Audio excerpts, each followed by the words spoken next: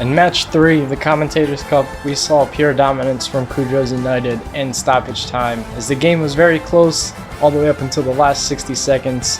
Even though he had a bunch of infractions and a handful of cards, he didn't let that get in the way, finished with a 7-point win.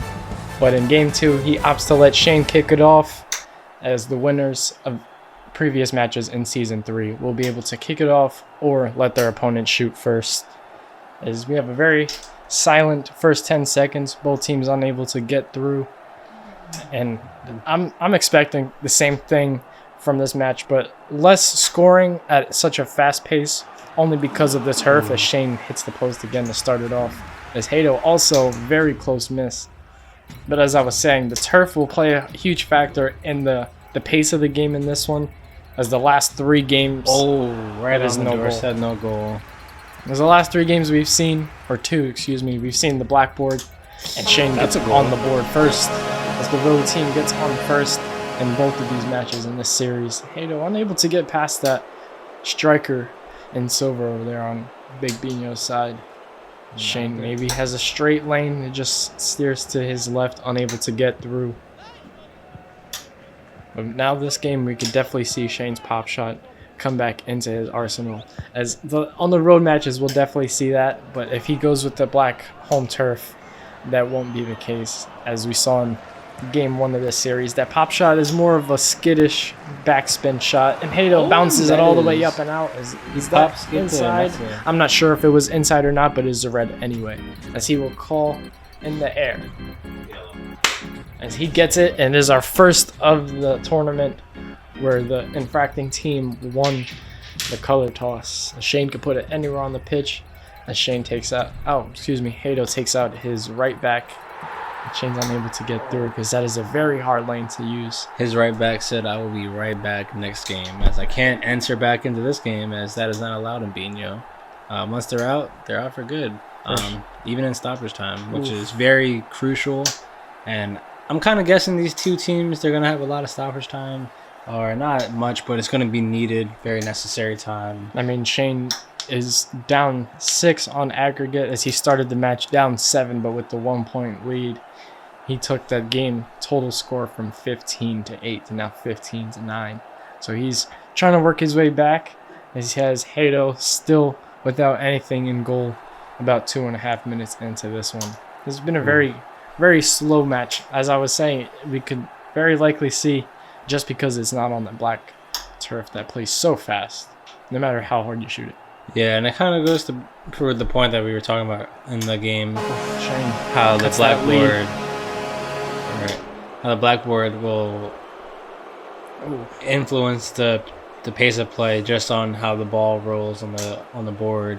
You get more comfortable just letting it fly and letting it just go as is. On the green board, you kind of have to... Hayden not able to get that roll, and Shane with a very nice clear all the way out to Hayden's corner. Just to the edge of the box there.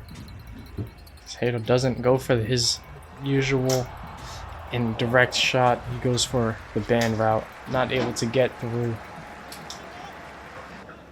Almost approaching the midway mark, and Hayden takes his second infraction. That will be a yellow. I mean, that's a lot on this series. He took 3 cards in match 1. He already has 2 in this one. I think Hayden wants to take the lead for the most cards from me. I thought I had it last game, but you can happily take it if you want. I mean, Hayden just wants to lead the league in all categories. Right now, he's leading the league in scoring, putting up 15 in the first match. 15 cat and mouse games. Shane is unable to get it out of the corner as Hayden That's a clip.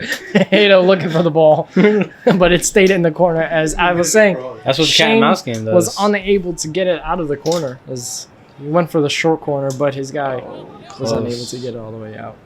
Gotta be quicker than that.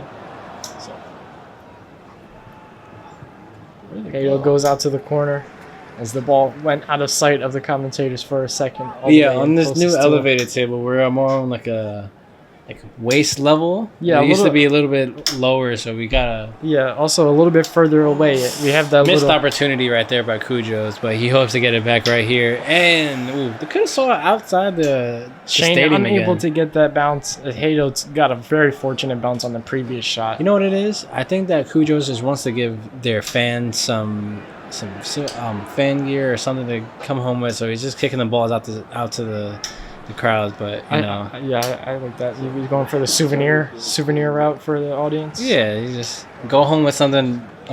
Bring a fan for life. When you go home with the ball. For sure. 2-minute warning, and Shane is crunching that advantage. Oh. And Haydo. I'm not even trying to do it. Haydo is I'm all trying right. Oh my goodness! You could go ahead and flip it.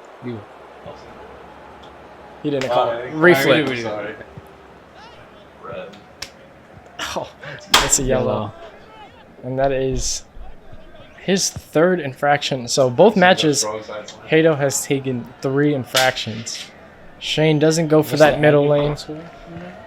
Shane is down 4 points. Now that 3. 3 points as he is up 4-0 in this match as he finished with 8, a 5-0 match with about 70 seconds remaining of regulation. This is just what he needed, and all the road fans were hoping for. And Haydo gets on the board. No Shane clean breaks- sheet. Haydo finally breaks the ice. Oh man, There it goes. here it comes. He felt the water, and now he broke the ice. Haydo's back up 5, excuse me. Back down to 4.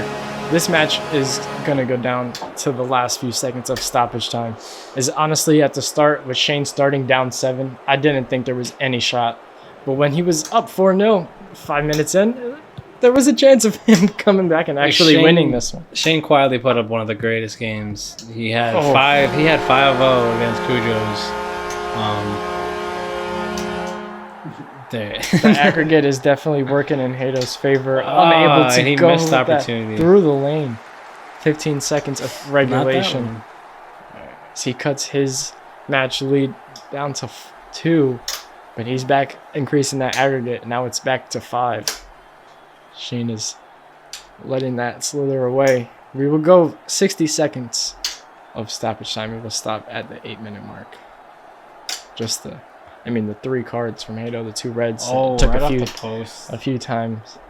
Oh, Shane not able to get the bounces. I thought it was going to go once it hit that middle pin. That's twice in this series. Shane has a muffed shot. His finger just getting stopped there. He ain't up that one. Nope, that was a very nice shot using his advantage, being 2 men up. Took that lane, not able to get through. There's 30 seconds remaining. I don't know if Shane is going to be able to get it done. Big Binho's got some magic to work with. On the doorstep, but it misses. Oh no. 15 seconds. Shane's just playing to get some points on the board, but this one is looking like it is going to go back in Haydo's favor. As the story was there for Shane, but he is unable to finish as both teams will take their final shots. And that will do it as Haydo finishes this one. Shane wins game 2, 7-4, but with the total of 15-8 in game 1, Haydo wins this one on a pretty solid aggregate score. 19-15. That was a very great game. What did you think was going through Shane's head about around the 5-minute mark when he only needed 3 goals and hold Haydo? He had him on a clean sheet 5 minutes in. That's very solid. Haydo was just not able to get those bounces. I think he was kind of curious to how or when Cujo's was gonna score, and he was it's still 5-0. It was a clean sheet up to a certain mark, but I feel like you're playing the game, but then when the aggregate score is brought up, you're like, fuck, I gotta double my score now. It's like, how do I do that but then still try and be in this one shot? Then it's when you try and it's a weird pace when you gotta get more than you could just shoot right there. It's not basketball. You just do a step back and hit a 3-pointer. You're like, we cut the lead a little bit, but yeah. Yeah, Hey, Kamish. definitely needing, We're gonna have a note. We're gonna have a note on Ado's desk tomorrow. definitely needing 7 points to win this one was a tough task. You know, because 7 points would have just tied it to get it to a golden goal scenario. Yeah. He would need 8 points, 8-point advantage in game 2 to final of 1 point advantage on total aggregate. So this was that was a tough hill ahead of him, as Hayden puts in those 4 in the last 3 minutes of the game, as Shane put up the 7 he needed, but unable to keep Hayden on that clean sheet. But the Commentators Cup final is set for a commissioner and league president battle, as I will be facing off against like Cujo's retro. United. The OG, you know, the El Clasico match is back before the regular season gets started. So, I mean, that's just what everybody wants. You know, we get to go up against each other. So, until the finals, we will see you there.